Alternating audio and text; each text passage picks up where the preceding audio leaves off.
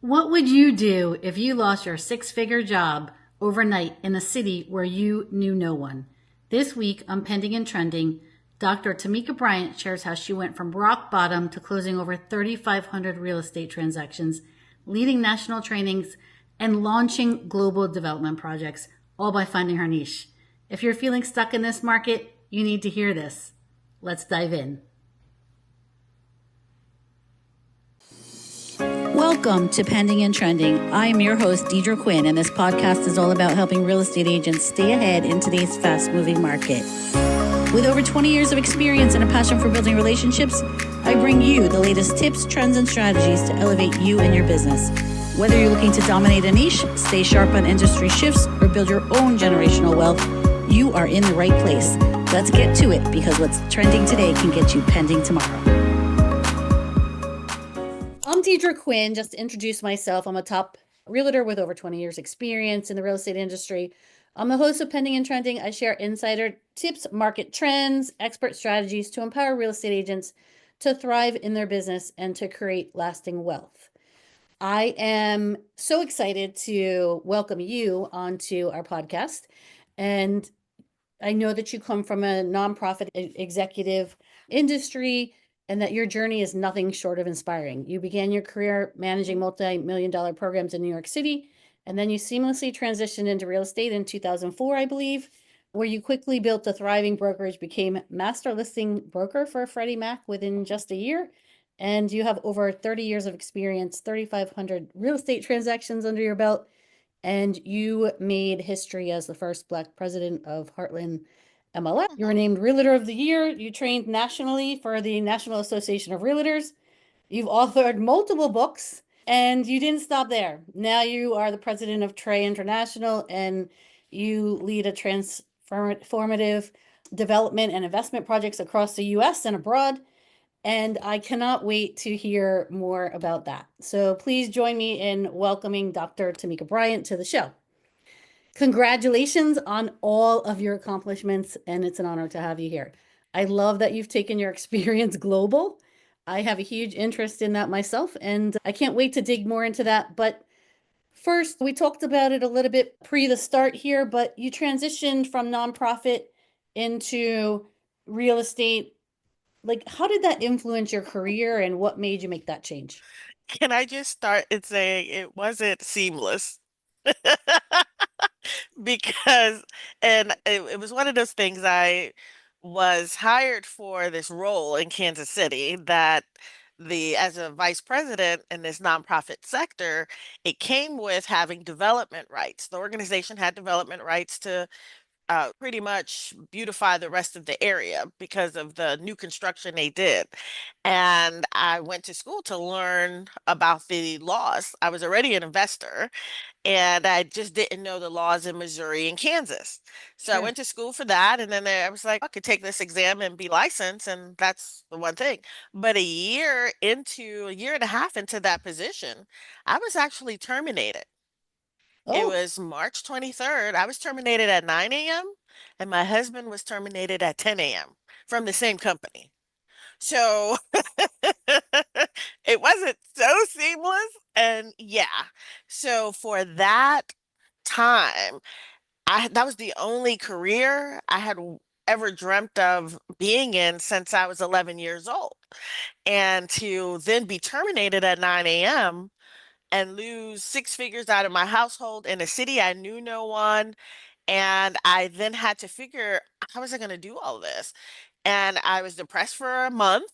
And then that next month, my husband was like, hey, look, you've run everybody else's company, and everything else. It is time for you to get going. And I just said, I have this real estate license. I'm going to go ahead and move forward in that. And I'm going to start my own firm. So I don't bring that baggage of, I knew I was going to sue that company for the gentleman for wrongful termination. But yeah, so that's how it actually started. And so for two wow. years, I didn't tell anyone about this lawsuit. And I took what I knew about nonprofit fundraising, management, politics, all of that, and put that into my real estate, because I did not have a circle of influence. I was in a city I didn't know anyone. So I couldn't Right. go knocking on the doors and saying, "Hey sis, hey bro, help me." There was none of that. It was me, a husband who was unemployed at the time, and two little kids under the age of 8 with us. And there was no backup plan. I had to get going. And Right. that's what I did. I started looking at federal contracts, state contracts, local contracts that had to do with real estate because I knew how to go and find money. And so within that year, I found grant money to help me with the facade work. I purchased my real estate building. Purchased my building for my real estate office and just did everything I needed to do in order to operate a real estate company. So I had to jump 2 feet in, learn state law requirements, learn state law from 2 states, Missouri and Kansas. And so Right. that sent me digging and reading. I had to create my own logo, my own brokerage, my own name, my own colors. You name it, I was doing it during that time because it was insanity to go from 6 figures to 0 Yeah, in the same absolutely. day. Absolutely. You said something in there that I want to just kind of address for our listeners. And basically, you said, yeah, I was depressed for a month, and then it's okay, like hard to get out of bed, like thinking, okay, what do I do next? And I think that given all the changes in our industry that have happened over the past year, I see that with a lot of agents, right? They don't have the same motivation that they had 2 years ago. And like, what advice would you give? You had that get up and go to actually pull yourself out of that and take the next steps. And how do you encourage people to do that? And what would you say was the turning point for you and what made you be able to stand strong and push through all that? And I have to tell you, it was not it was hard getting up every day. I wasn't listening to any podcast or anything, so I was definitely in my own head. And so Yeah. I would tell people the hardest thing is getting out of your own head. So I had to start doing things to get myself up because I was an emotional wreck at the time because I'm like, oh my gosh, what am I going to do? I'm now what's going on? And I started making sure that the first things I was doing was I get up and make sure I go to the bathroom. It's the first step. I had to wash my face, like intentionally go take a shower. I realized I was going through this deep depression. So I needed to start figuring out how did I get help at the same time. So I started doing, making sure I was praying, making sure I was also counting those blessings. Here I had two little kids who still had to get up and go to school, and they didn't know any of this was happening. So they were a reason for me getting up because I needed to get through this for them. I needed to fight this lawsuit. I needed to do certain things. But it was one turning point, Deidre, that just did it all because I was really in a dark space even after doing all that. And I hit a point where I was just like, I don't want to do this anymore. I don't want to do life anymore. And I was walking by my mirror and there was a Bible my girlfriend I had purchased for me. And at this time, we're no longer even on talking terms. And I took the Bible and I said, God, look, if there's something, and I threw this Bible and it opened to Psalm scripture about virtuous women. So I started reading it and it was me. It was talking to me. And I looked at the mirror and I was like, this is talking to me. Thanks. That's what I needed. And I went full double down status, go out. I'd pray, I'd get in my car, I'd be on my credit cards. I was like, this is going to turn around. I know it is, but I have to put in the work. It's not going Absolutely. to turn around with me sitting in the house. So I get in my car, I go to the coffee shop, I put my sign on the table, broker on duty, sit in Starbucks and just have that there. I was doing every networking event that I could get to, you name it, I was doing it. I was asking people for business. All the while I was finding my niche. So I was doing everything in real estate. I became a signing agent. I started working for the state. I had a state contract. You name it, anything having to do in that space of real estate, I was more creating marketing agreements, marketing plans for developers. I went and started figuring out how I could get paid on the finance side if I was doing commercial loans from local banks. You can think of it, I was like, there's no plan B for me. I'm not going to go get another job. I'm not going to, Yeah. this is my area. Real estate is where I need to be. Now I just got to figure out how to do this. And so that's what I did. And I did not stop. And I didn't tell anyone around me either. So most people didn't know I had spiraled, lost the job, or did any of that. They just knew I was going full steam ahead. I found team members, I found agents. I had agents working out my house until the office was renovated. Great. You name it, I Did was what it took. doing it. Yep. That's Yes. great. So in there you mentioned niche and finding your niche. How did you find your niche? How would you recommend agents find their niche? And what's the importance of finding your niche in a competitive market like we have? So if I could start from the last question and go backwards, but the main reason that finding your niche is such a big, it's the biggest, it's everything to me. Because when you find your niche, then you're able to study your niche and you get better at that one thing. What people mess up is that finding your niche and working in that one thing doesn't mean that you won't do other business. It just means that particular niche of business is it's coming to you. So when I found my niche in the business, and my niche happened to be working with investors because I was an investor. So what I tell people is you have to look at and understand what is it that we're at ages that this is the time to figure out what you no longer like to do. What don't you like to do? And people don't like to come up with those lists. And I encourage people with finding their niche, come up with a list of things you just don't want to do. And so when I started looking at mine, it was like, I don't want to have buyers in my car. I don't want to work with buyers. I don't want to do this. I don't want to do that. I don't. And I started listing all of these things. I don't want to talk to people. I don't want to go do this. I don't want to do that.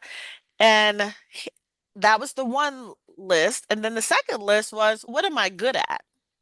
What was I good at? What did other people say I was good at was my third list. Yeah, that's great. Yeah, And love when it. I started looking at those things, I was like, oh, this is that. And that's how I was also able to help other people because once I came up with my own formula for me, then I would run into people like you and you're like, oh, yeah, I'm in real estate. I'm like, what's your niche? I don't really have one. Why don't you have one?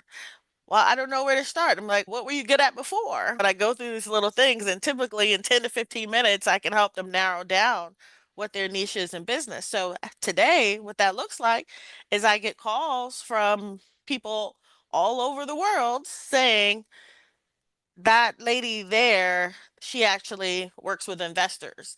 That's her thing. Now it's that lady there, she works with investors who are developers and finance people. And so people send me business.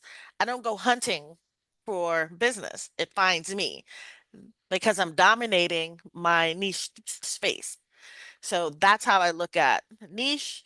How do you find it? How you identify it? How you then have to command the space? You have to dominate the space eventually, but you don't dominate it until you learn more about it. You got to do more. I tell people you got to do more than what the CE requirements are for your state. You Yes, got to do more than that. You got to yes, do more education on your niche than that, which is why most real estate agents don't find one because they're going in the same boat with all the other real estate agents and all the other firms that are telling them, okay, yes, we're going to do this class, and that's it. And I know this because I've worked with all the top, what people would consider all the big brands, even as an independent. I've had teams at every major brand, all of the big brands, and I've consulted with all of the big brands, including opening up their real estate schools, putting their REO teams in place, all of those kinds of things. Because again, I have a particular niche And then my other niche was as an educator. So I've always been an educator. I was an adjunct professor in New York before I left New York. And so I realized that adult learning was my thing. I love to teach adults. So that's how, I married those two. That's great. That's great. And you initially wrote a book, I believe, The 99 Ways to Make Money in Real Estate. Do I have that right? I happened to pick up a copy of that. I did. I have about 10 pages left to go, but That was the first one, and then I revamped and republished the second one to include the agents in my office at the time. That's why it's 114 ways now. But okay. yes, I wrote that book because agents kept asking, "How do you know about all these things in real estate?" And I'm like, I had to do them because I was broke. So Yeah. all of these things, a lot of these things that are in here are things that I did or that I had to do to survive.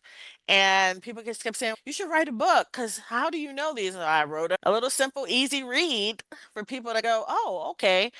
And I really would, if I could do real estate, redo real estate for agents, I would tell them to identify what they want to do in real estate before going through the whole schooling, all of that, because it's like a doctor, you don't go into a doctor and say, hey, doc, can you work with me? What do you do, doc? No, they have a specialty. They have a niche. And so Yeah. if you're really going to command the space, you really want to know, do I even need a real estate license for the work I want to do in real estate? Most people, they don't have that conversation before they go down the road of getting a real estate license. And I think that's why so many are sitting around stuck or feeling down because they don't know how to attack this market because you can't attack markets just like everyone else. There were 10,000 real estate agents in my market when I started. I didn't have any friends, and so or family in the Kansas City area. So how did I close 2,500 transactions in the first 10 years of the my career with no circle of influence to begin with? I had to find my niche. Absolutely. Absolutely. And that's really it. In reading that book, right? It's okay if you're struggling in this aspect in the day to day and it's not, and it's on your list of things you don't really want to do or don't really want to do anymore, Right. as going back to what you said before, there's so many different ways that you can direct your energies in the field and really become effective in another way and master that avenue. So I think that's great. That's a really good starting point for agents looking for a direction. So fast forward now, because I'm super interested to hear, and I want our listeners to hear more about what you're doing internationally. I know you've taken your experience global, and I'd love to hear more about Trey and what you're doing to benefit people internationally on that level. Yeah.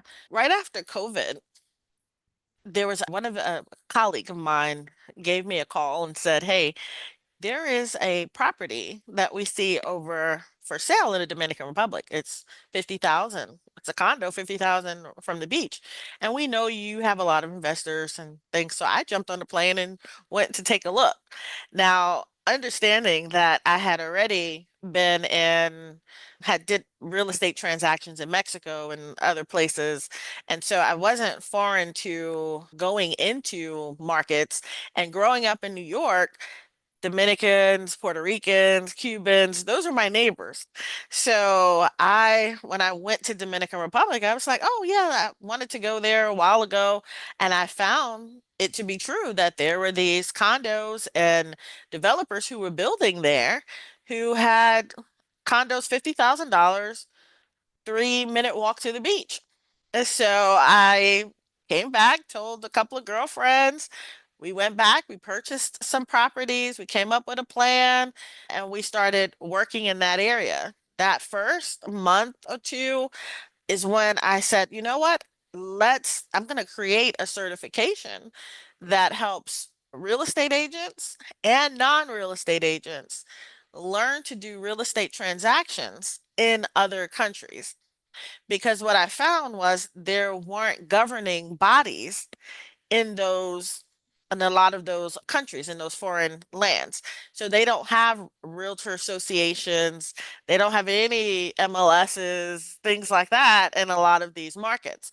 So there is how I started creating what's called the International Sales Agent certification. And it allows, let's say, you and a spouse, a sister, because you don't have to be a real estate agent to get this certification. And we started training them to learn how to do transactions overseas, and we kept buying. And so as I was over there, it made sense for me to have my own real estate office. So I worked with my attorneys. We created a real estate office, a development team. I got the eyes of the Minister of Tourism, who was watching us bring these investors in. They gave us the stamp of approval to, they were like, we really like your group. You can use our logo to advertise for people to come over with you. And so we did. We did a conference there. And then the next thing I knew, the Minister of Tourism said, hey, we want to help you develop your own resort and your own community here in Dominican Republic. So I said, what's going to be the next hotspot? And year ago, a little over a year ago, I went over to the DR. Minister of Tourism met me. We jumped on a boat and we went land shopping. Wow. Yeah. And we were out looking for land and we found this beachfront property and we negotiated a price with the seller and I started the process of working with my attorneys to acquire the land. And I remember I had already been working with all of the major developers in the country for the last 4 years. So I had already had team, I have a staff there, all of those things, and that's how it happened. So right now we're in the process of working with investors to secure the land cost and we have a couple of offers from hotel chains because we got two offers from hotel chains asking us to have their brand on our hotel, and at the end of this month, I'll be making that selection. So it will be a hotel with residences that are there. Amazing. Absolutely amazing. Now, is most of your work in the Dominican Republic? Where else are you and what the We have about an even, when I say I'm splitting my time, we're in 10 jurisdictions, but not all jurisdictions are as advanced as what we're doing in the DR or in Mexico. So Mexico, we are working with the largest land developer in Mexico, and that particular developer builds cities. So in a nutshell, you as an individual person can say, "Oh, I want to own my own property in Mexico. I just don't know how to go about it. I don't really have 200,000 to get started. I want to do a payment plan or whatever it is." That developer, that's how they're set up. So you start paying for your land, and at year 3, your land is delivered with sewer, water, everything that's there, and then you can start building your home or whatever it is you choose because they sell both residential and commercial properties in these developments. And these developments, guys, are 28,000 lots. So they really do build cities. They've built 28, 29, I think 29 now since I've been working with them the last couple of years. And it makes it affordable. I tell people it's like your Starbucks money to get you started because you're talking about $120 a month for your land purchase that you're paying off. And then, because the first year there's no interest on your land payments. So you don't really have interest until you hit year 3 when you're ready to develop on the land. Wow. Okay. Yeah, and there's 70%, I found them 70% of who is buying are US citizens because it's in Cancun and Merida. So where I don't think people realize more than 9 million Americans are living abroad, and probably that number is growing every day now, even from there. So people have already been moving and living in these areas already. Amazing. What should agents consider before entering the international market? what, again, back to their niche, what is it that they want to do in that international market? Do they want to help buyers? Do they want to work with sellers? So, like for me, my contract is with the actual developer because as a developer, I also see the benefits of helping other developers develop there. I see the benefits of helping agents sell there. I see the benefits of all of it. So some agents will get in and say, I'm going to work with buyers. And okay, who's going to be your target market of these buyers?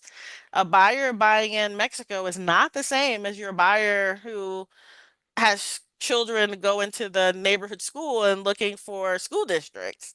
That's a different buyer. So positioning yourself to then work with that type of buyer. And again, going back to what's your network like? Do you enjoy this place? So I tell folks all the time, if you love, think about where you vacation. If you loved vacation in there, go do some research on that market because you may very well find that you would love to live there or love to help buyers buy in that area and then focus on that area and know everything you need to know about how it's set up, how the rules are, what the laws are, what scams look like. So like for me, I have a book for buying in the Dominican Republic. I have one for buying in Mexico because again, I am entrenched in these spaces. I'm dominating in these spaces. I learn because again, I have my investments there as well. So I have to know what those are. There's no quick jot over there unless you're working on a team, but you do have to study. Okay. And am I correct that you have some trainings coming up that if somebody wanted to learn more about getting involved in this, that you have Oh, yeah. some training programs that you can get into with us? Yeah, so I have I'm an educator by heart, so I do still operate a real estate school in the state of Missouri. And my team, we have all kinds of training. We have one yesterday of how to buy international real estate that we do every other Tuesday. I also do trainings on specifically women wanting investment training from zero, if they're wanting to invest anything from $0 to 50,000, like what to do, where should they put their money? And it's not always all about real estate. I also have a real estate summit that's coming up, an investment summit that's online, that's free. And that's May 3rd, April 29th, I believe I have a commercial training of people who are wanting to get into commercial sales. And as there's lots of organizations that don't want you in commercial sales. And I tell people that's because there's a lot of money in commercial real estate. And I just don't want to see so many people going into trying to get these certifications and spending a whole lot of money before learning some of the basics because Right. there are some things they could be doing right now that could definitely get them moving in commercial, get them some business in commercial that they don't have to go through and get a whole CCIM designation before they get started in commercial real estate. So that's Right. also happening this month. Wow, amazing. Okay, that's great. So what motivates you to continue innovating in real estate and how do you stay inspired to keep finding the next thing and moving forward? I have once I got fired from that corporate job per se, and that's been over 20 years. I never went back. I never went back to a corporate environment. And the one thing I realized from there is that it was time for me to leave there to educate more people, to educate more, specifically even more women, because what I kept seeing when I first entered the real estate market was I was seeing all of these women who were doing quite well in real estate, but they were not doing anything to help themselves for retirement. So they had worked 10 years, 20 years in real estate and had no retirement plan. Right. And so as I go back and I look and I meet other real estate professionals, that is still the story. And all across the board, we have 3 out of 4 women not retiring wealthy. And so I feel like my mission and my life's work is to keep educating, to keep opening doors for people who don't have a lot, who have a lot, whatever it is. But the target for me and what I constantly keep being moved to is that I've got to show the way for other women who may be sitting on the sidelines or who can't get a door open for them. We're still in positions where we're earning less than men. We're still in positions where we're not seeing, where we're not heard, where all of those other things. And we're the ones who have taken care of the kids. We take care of the spouses. We take care of the parents. We take care of everyone else. And then we get to a certain age and there's no one there to take care of us. So our investments and what our work is has to take care of us. And so that's what gets me up every morning because those stats are astounding and they have not moved. And I know all of these stats and I stay on top of them because at one point I was going in the area of being a financial planner. But what I learned going through that training, it was that's not the space that I need to be in. Not your niche there, not your niche. Not my niche, and I didn't like their business models Right. that they were not giving guidance to your whole portfolio, only guidance on the things they were going to make money on. Understood. Understood. So, how do you balance your entrepreneurial endeavors with your philanthropic efforts? So I just love I tell people I am a nonprofit kid at heart. I met my husband at a nonprofit agency. We had nonprofit kids, is what I call. So we are people who always we're giving family. And so it's natural. So it doesn't matter what I'm doing when I'm helping people create more wealth, then I'm also encouraging them to make sure and they realize they have a civic responsibility as well. So I make sure that I'm connected to nonprofits. I serve on nonprofit boards. I'm on Saving Homes right now, where we kind of help people who are families in foreclosure keep their homes. So I'm on that board. I just work on different or with different nonprofits in whatever factor or fashion. Because typically I focus on 10 and then I may be on one's board. I may be helping them fundraise. I may be helping one with strategy. So each one is a little different. So it's never a time I don't have 10 or more nonprofit organizations that I'm helping or doing something with. And now you mentioned the difference between nonprofit and for profit, and I know you had a mastermind last week. What's the difference in those two? You're at it was a fundraising mastermind. What's the difference? What's the big difference that you had mentioned in our pre-chat? Can you What I was doing at that mastermind is I was with a group of other fund managers who raise capital for projects, for real estate projects. That was their focus. And so when I'm with that group, they're normally high net worth earners or they're with high net worth people because they are raising capital, millions, sometimes billions of dollars in capital. The nonprofits are doing the business of community work or whatever, but it doesn't mean that they're not bringing in big dollars. I've never worked for a nonprofit that, and where I was employed, where we weren't bringing in hundreds of millions of dollars.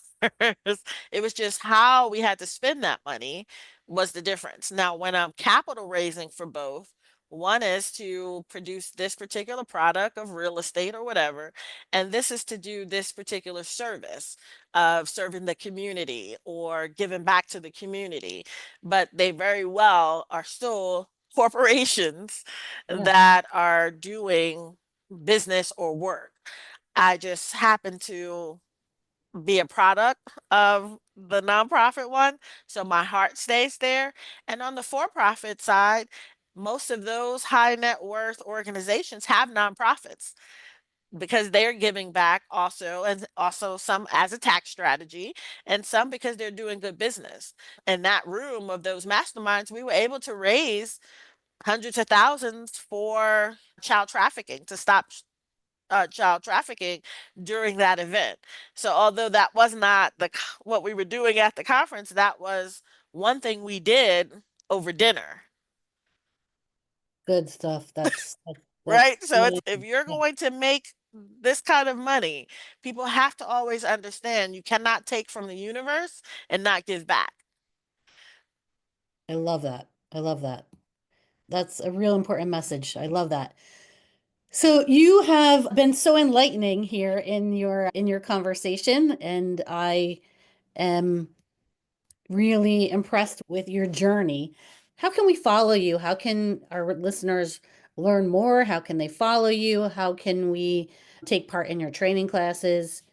Can you share Well, some? the easiest way is if they go on, I have a website called Be Niche. It's be-niche.com. There they'll find in the event section, the summit is listed there. But in the event section, they'll see upcoming workshops. We tend to put those there. And I will have 90% of what I'm doing on that site. And then I'm on Facebook under Concrete Princess or something like that. And I have a lot of fun on those because that's where I share with, you'll see my different personalities is what I call them because I have friends and family there. And then I'm also doing some business there. And my quirky days, I will sometimes post there just to encourage people that they still have to keep getting up. You still have to get up. You have to get going on there. Most people on some of those spaces just know me as Auntie. So I have a podcast called Auntie Said So that I just started. And I'm on YouTube, so those trainings are there.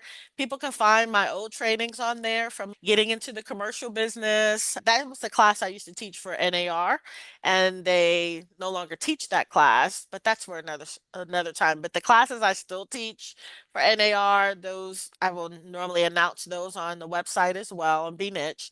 So that's the easiest way is Facebook, Be Niche, and then I always put different things of where I'm going to be on those. That's great. Do you have any last message for our listeners? What I oh, if I could tell listeners one thing, if you're an entrepreneur, you have to saddle up. Find your tribe, find your community of support that's going to help you get through these weird times because everything is changing of what we are, what we're doing. If you're a real estate agent and looking at what's next, understand that what the market is doing is that 1 in 7 properties right now are owned by a hedge fund. You know, those fund managers I'm talking about over here, 1 in 7 of those properties are owned. It will be 4 in 7 in the next 8 years. So you have to position yourself to say, if I'm going to stay in this business, how am I going to stay in this business? Because that's less inventory than what we're normally used to having access to. And what is that going to mean for me? How do I strategize? What do I need to do? So I want people to be paying attention to what's happening in the markets. That's thank you so very much appreciated. You did an amazing job explaining your journey, and I Thank you. appreciate having you here with us today. Thanks for having me. That's a wrap on this episode of Pending and Trending, where hot meets what's happening in real estate. If you found today's conversation helpful, we'd love for you to hit follow or subscribe, leave a quick review, and share the episode with fellow agent or industry pro. Got a trend, tip, or hot take we should be talking about? Send it our way, and we might feature it in an upcoming episode. Thanks for tuning in, and until next time, stay sharp, keep your transactions in motion, and let your energy keep trending.